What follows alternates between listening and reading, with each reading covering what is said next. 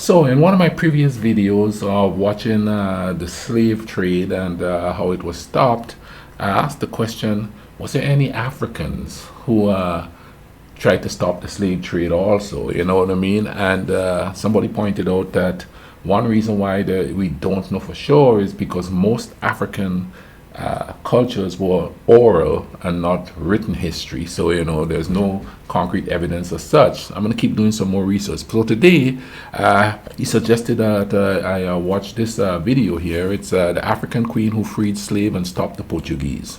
He suggested that I watch this, and this is one of the people that is purported to have done that.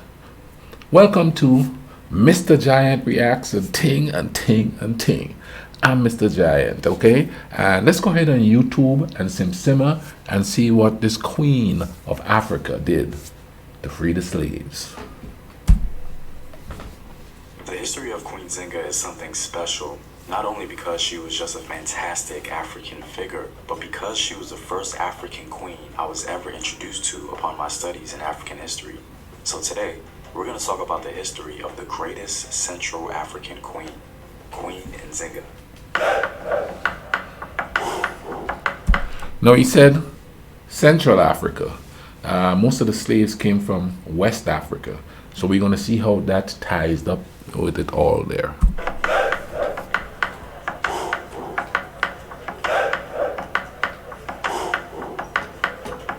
What up, African World? It's Home Team here, and welcome back to another video of African history, culture, and worldview. By supporting this channel on Patreon, you're helping in the creation of these videos and supporting this content. If you'd like access to full courses and sources, or you simply want to show your support, you may do so by clicking the Patreon link in the description box below. Queen Nzinga is one of our more popular queens from Central Africa. She's a sort of recognizable face because the diaspora has been introduced to her on several occasions. There's even a movie about her life. Queen Nzinga was born to the Mbundu people of Angola, a people who are oftentimes subject to the larger Congo Empire.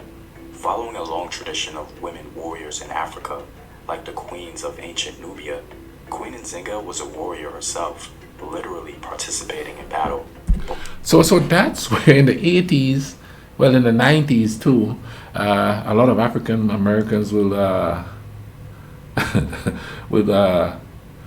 call the women a Nubian queen and a Nubian queen. So, so that's where that came from. You know what I mean? I mean, that's why they all think they're warriors now. Bad joke, but hey, what can I say? I'm not a comedian. But more importantly, she was an excellent statesman and diplomat. Yep. She shaped and molded local and Portuguese politics in her favor. And that's the part we should pay attention to, not the warrior part of her, the part that she could organize and make things better for the people, you know what I mean? That's the part I want to hear about. Let's get going there, man. Challenging Portuguese control over her kingdom in the 1600s through these means. Nzinga seized power during the rise of European expansion and trade in Central Africa around the time of the Atlantic slave trade.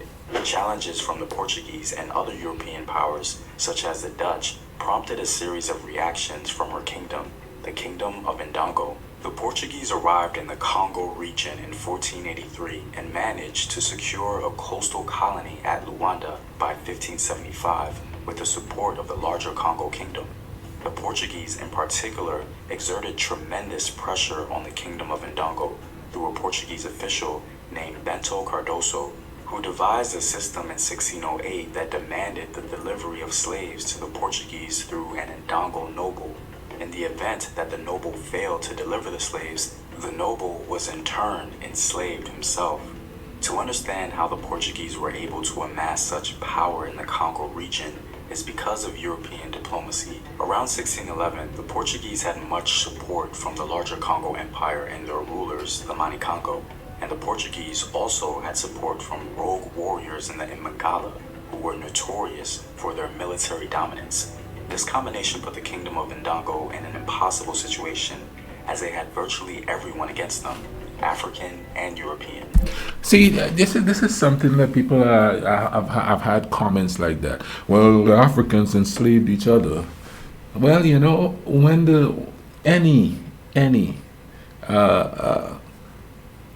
any group who tries to go take over another group usually try to befriend the stronger of the groups in that area, so that way they could give them, penances, I guess you could call it, and they would be able to be diplomatic with them in order for them to terrorize the weaker groups in there. You know what I'm saying? So that's how that works, and it's just working today. It's working today, and it's working with every race, every nationality, every ethnicity. It's working with everybody.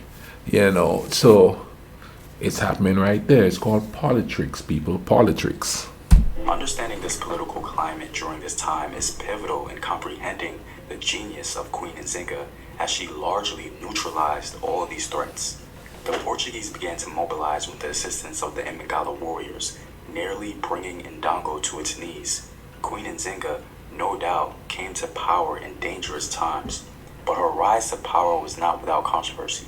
See, that's another thing too. They did the same thing here with the Native Americans. They befriended some tribes, and those tribes who didn't like another tribe went and attacked those tribes. You know what I mean? And in the long run, they didn't benefit themselves from aligning themselves with the newcomers. Same thing happened in Africa. Same thing would happen anywhere in the world, as a matter of fact. You know what I mean? It's happening in the Middle East. They align with one superpower, that superpower, they fall out, they align with the next superpower, they fall out, and it's just a back and forth, back and forth. It's just history keep repeating and repeating and repeating, and not good history. That's the thing, you know what I say? Let's keep going here. The Mbundu people embraced strict constraints on female political power and generally resisted attempts to organize into larger confederations. Despite this, Nzinga managed to overcome all of this and present herself as ruler of the Mbundu through political acumen. When Queen Nzinga's brother came to the throne, he targeted Nzinga. Nzinga was reportedly the daughter of a bedwarmer, and her brother was seen as the legitimate ruler. Her struggle for legitimacy proved to cause much contention in the royal Mbundu household. Thus, Nzinga soon fled Ndongo, but returned to negotiate a treaty with the Portuguese at Luanda in 1622, claiming to represent the kingdom of Ndongo. In this negotiation, she's famously portrayed by a Dutch artist speaking with a Portuguese ambassador on top of a slave, as the Portuguese refused to provide her a seat during negotiations. Wow. She certainly wasn't going to entertain that disrespect, hence the portrait exemplifying her resistance to supposed Portuguese dominion. Before securing an audience with the Portuguese, Nzinga accepted Catholicism in symbolic form, as it was an act of political expediency helping her secure the Ndongo throne. After her proclamation of sole ruler of Ndongo, her brother is said to have died under mysterious circumstances in 1623. As mentioned before, Queen Nzinga was a skillful diplomat, warrior, and politician, in that she secured support of major European powers by converting to Catholicism, as well as gaining the support of escaped slave communities to See, man, that's the thing, In order for her to get any kind of a clout, she have to adopt some ways of the newcomers, you know what I mean? Like becoming Catholic, which eroded the culture a little bit, And how many religions were lost because of it? It was necessary to a certain degree. Now, however, even to this day, you could tell in a lot of parts of Africa, the local religions have survived, though not in mass numbers, but it has survived. Consolidate her power base in the region. Nzinga was surrounded by African rivals and European challengers to Portuguese power in the region, while leader of Ndongo. She was able to find middle ground through a series of alliances with both her African rivals, such as the Imagala, and European challengers, such as the Dutch. She offered escaped slaves their freedom in exchange for their loyalty and made an alliance with the Dutch to circumvent Portuguese demands. Confederations between Ndongo and neighboring African groups were created to gain control of slave routes. Oh, I keep stopping it, but I'm seeing so many parallels. And here's another thing, okay? You have the Portuguese, you have the Dutch. She have to align herself with one or the other in order to get, what she wanted done. modern times, you know what I mean? South America, the 1980s, and even in Grenada, when they have the revolutions, there was two main superpowers, America, Russia. You have to align yourself with one or the other in order to survive.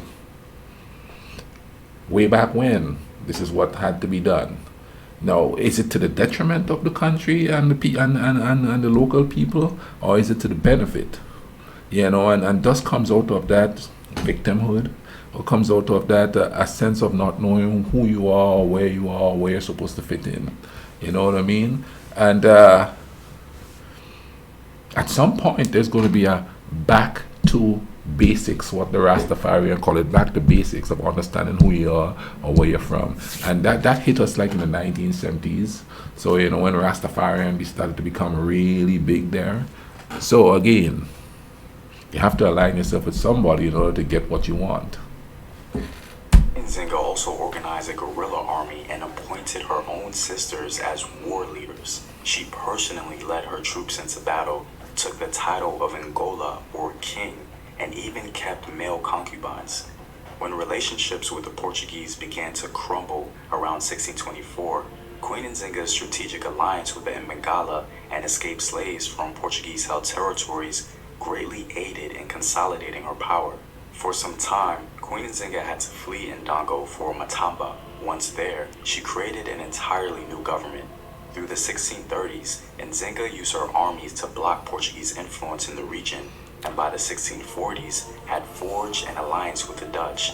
This enabled Queen Nzinga to build up her base of power in Matamba and dominate areas previously controlled by the Portuguese. While Queen Nzinga was on the throne, the Portuguese could not get a stronghold over the region, and all attempts at her life by the Portuguese failed miserably as she continually outwit them. Queen Nzinga is remembered as a remarkable leader and brilliant military strategist. Today, she's respected as the mother of Angola.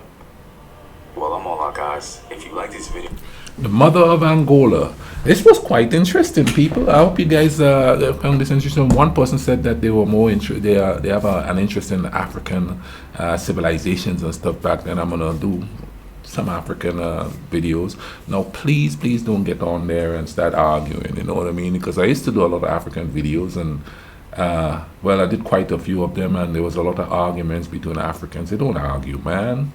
A human is a human is a human. You understand what I mean? Something happened 1500 years ago. We here now. We got to figure out how to fix the now, y'all. You know, let's stop with the yakety yak back and forth and stuff like that. If you guys learned something or enjoyed this video, drop a like on it for me and share it. You know what I mean? Because I man speaking peace. I don't see too many people on YouTube saying peace and love unless they go on some kind of a crazy out there. I'm just speaking peace for human beings, period. See what I say? I think so. Drop a like on the video, share the video, wear your peace if you can. Let the world know how you feel, what you want. You know what I mean? You know, I ain't looking for, like I said, I'm gonna say it again, I ain't looking for utopia. There's no such thing as utopia. People gonna die.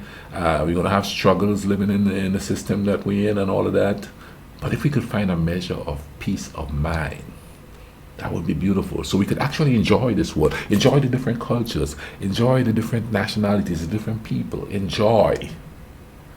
Not put down, not question, not feel better than.